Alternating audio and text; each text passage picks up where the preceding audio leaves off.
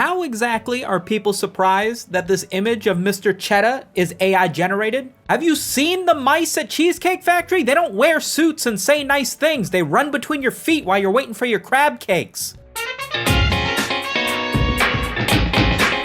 That's a lot of nuts! In all honesty, I feel kind of bad about Mr. Chedda, because as the dude who covers memes, this is not a meme I made a video on. I was back on my old bullshit where I was uploading like once every 2.5 weeks, and I felt like I had missed the trend of covering anything about Mr. Chedda. The fucking Reddit text-to-speech idiots had already beat me to it, and I don't want to be competing with meme compilations on YouTube. But man, is he cool. Look at him. Look at the captions people put on this thing. Like, he evokes such a, hey, welcome to the family restaurant. You want some meatballs? I'm just joking. We don't have any cheese because I'm a rat. I feel like AI generated images have kind of just made everybody a teeny bit too lazy. There's no more creative drive when it comes to making these things anymore. You get the world's most powerful piece of technology that's ever been released since the internet, and you guys use it just to make shit posts of Drake over and over again?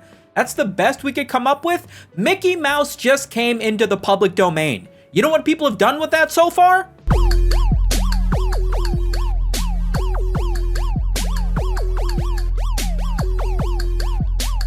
That looping GIF was made by Adult Swim, a publication. Like, they must have the budget to do whatever they could. Stick them in an episode of Aqua Team Hunger Force. Make a bumper with Ed and Eddie or something. You guys have the money. I could have made this. I don't want to discredit Mr. Chedda's existence, okay? He has a right to be memed on the internet just as much as you or me, even if he is AI generated. I mean, listen, it isn't the fact that he's a picture of a mouse that's, you know, brought him into everybody's attention, okay? There's plenty of pictures of mice on the internet. Take a look at this one. I don't know what I'll pick, but look at that. The thing that brought Mr. Chedda to life was the personality that we breathed into him. We decided that this dude's funny. Not because he is, but because we laughed.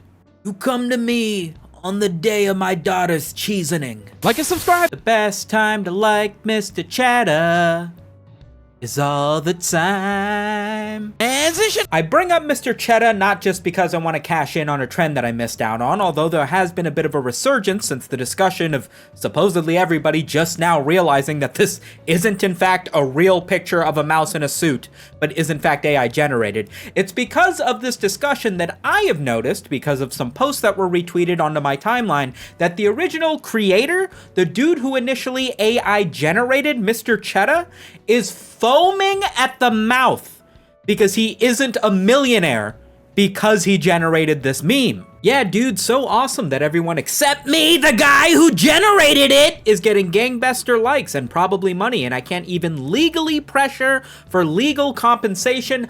I don't think AI is good. Listen, if you drew it, cool.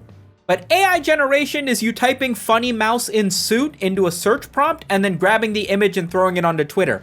I'll be the first one to admit that most memes that come to popularity don't exactly take much more energy than this. But you're not going to be a millionaire off a mouse in a suit. I'll be the first one to say that I think this is a LARP. There is no way anybody is actually this upset over the idea that they should be paid over an image that was made by generative AI. Like, that's already kind of stealing the artistic prowess of millions of other pieces of artwork that have already been made by a computer. So this dude's already getting a ton of harassment on Twitter for a bunch of different things. I don't mean to send any more in his direction. I just want to make the point that generating something in AI, anything you can do in 10 seconds, probably isn't worth getting paid millions of dollars. And if I was going to give my money to any mouse image, I mean, just take it. Jaden, I hope you know what you're dealing with. I have no idea what I'm dealing with. A new form of Zoomer brain rot has emerged on TikTok. Apparently, HBO has made an official TikTok account at The Sopranos where they're posting the entirety of The Sopranos in 25-second clips vertically on TikTok. Now, this isn't actually particularly new. There's plenty of Bollywood movies that my wife watches almost in their entirety by just scrolling 30 seconds at a time and watching the movie that way, because you watch one and it's got like the exciting bit of the movie and you're like, oh, is this from Suits? Is this from The Godfather? Is this from Parasite? What is this? And then you just scroll and you watch part 5, part 6, part 7, and before you know it, you've watched the entire movie on your phone. This phenomenon isn't just movies. I'm sure you guys are all familiar with the way that long-form podcasts from whoever your favorite podcaster is will chop up their best bits and then upload them to TikTok or as YouTube Shorts, because as you know, podcasts can be 2 hours long. There's generally a bunch of stuff you don't want to listen to unless you're vacuuming and just need some noise in your ears, but to chop up the funniest bits or the most interesting bits or any bits that can be their own segment and then turn that into its own piece of content has been a form that people have done forever. You guys, any podcast you're subscribed to on YouTube probably also has a podcast clips channel where you have little 8-minute, 10-minute segments that are more like a YouTube video than a podcast. But it is very interesting to see a major TV publication take one of the most successful TV shows of all time and then incorporate the TikTokification of that TV show and then upload it to TikTok. I'm calling it now, but it might be like a year or two before this becomes a thing.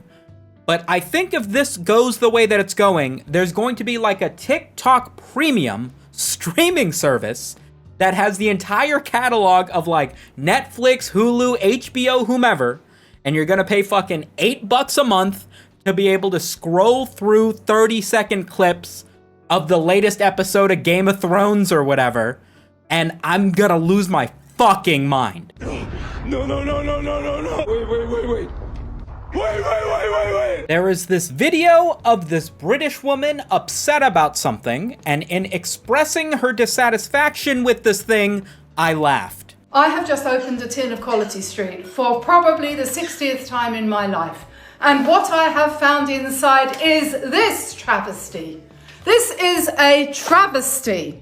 I will never, Quality Street, purchase this product ever again, and you can take that and put it where you like, because this is a travesty. Our whole family every year has enjoyed Quality Street in its shiny wrappers, especially the purple ones. Now, who wants to eat this piece of garbage?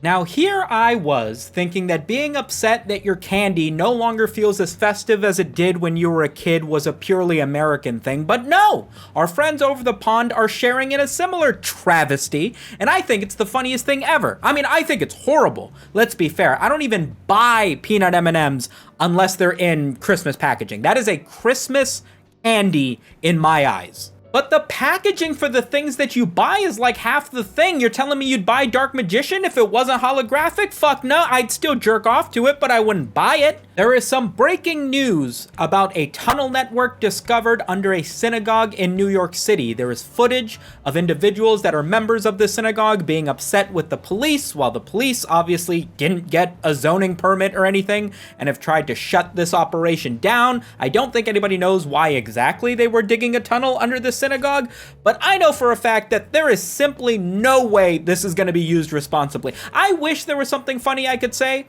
about this Hasidic Jewish individual climbing out of a tunnel in the sewers, pushing the cameraman, and then running off like a cartoon character, but I just know the internet's not going to be responsible with this clip.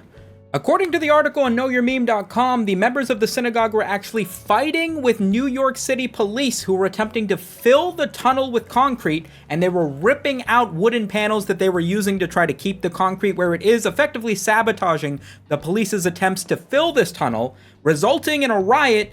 Which, I mean, I don't know why they dug the tunnel. I am interested to find out why this would result in you fighting with the police, which always seems like a bad thing. But my bigger question is, if the police really wanted to fill in the tunnel, why wouldn't they just do it on a Friday? One joke, don't cancel me. Earlier this week, an individual decided to strip naked and then dive into the pool at a Bass Pro Shop. Obviously, I can't show you the entirety of the clip because the dude is literally naked, but what I can show you is the equally hilarious response video that the dude's wife made. Today we took the kids to Bass Pro Shops so they could get their picture made with January 6th Santa. And while we were there, my husband decided to get into the swimming pool. And it is a swimming pool. Aquariums have tops on them. If you don't want us to get in it, you put a top on it, or else it's a swimming pool. Apparently somebody took a video of it and put it online, and I have been seeing some nasty, nasty comments. And I just have to say, if you're at Bass Pro Shop and you see a grown man take off all his clothes and get butt ass naked in the swimming pool, you need to mind your business. If you're looking at his penis, you're a pervert, and you should be looking at God's penis, because yes, God is a man, and yes, he does eat meat. In our house, we like to say he might not have the biggest part, but he does have the biggest heart. His earthly penis might be small, but his spiritual penis, the one he'll have when he gets to heaven, is massive. It's just, you know, you see a wife and she defends her man's honor on the internet, and it's just so beautiful. I thought having a wife that would agree to have your kids' pictures taken with Santa at Bass Pro Shop would already make her a keeper, but Jesus Christ, I didn't know the bar could be raised this high. Far? High? Laterally? Thank you for making it to the end of yet another episode of whatever this show is. Remember to like and subscribe. It helps me out a ton. Big shout out to the patrons. Thank you guys so much for keeping the show running. There's like an Arctic storm or something outside. My windows are blasting in because of the wind. So I'm going to go hang out with my cats. I'll catch you guys on the next one. Peace!